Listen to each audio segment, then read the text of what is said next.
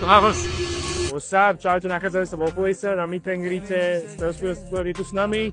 I'm this child, a ešte aby som ťa mohol opraviť, je to pop-up. Áno, tak je pop-up. Sme tu so Šajmom a chcem ľudia ochutnať náš nový produkt Dante. Pre tých z vás, ktorí neviete, je to nikotínové špáratko. Ani ja som nevedel. Sme zvedaví, aký bude teda tasting, jak sa páči, môžeš si vybrať jedno. Ďakujem ti. Iba jedno, aj dve, aj celú tubu si aj kľudne.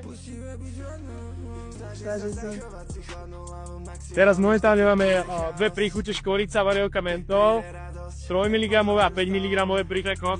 Toto je 3 mg a to je tá ľahšia vanilka mentol teraz. Je to havrs.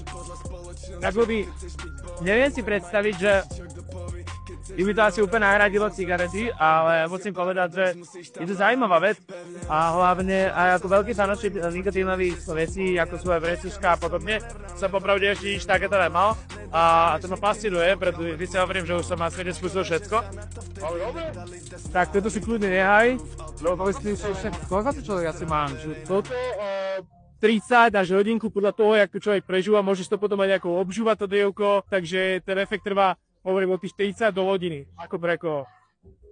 Ďakujem veľmi za testorky, nech sa páči. Hovorím, je to fajčiara, respektíve žuje, alebo fajčík, teda jedný, nechce skúsiť.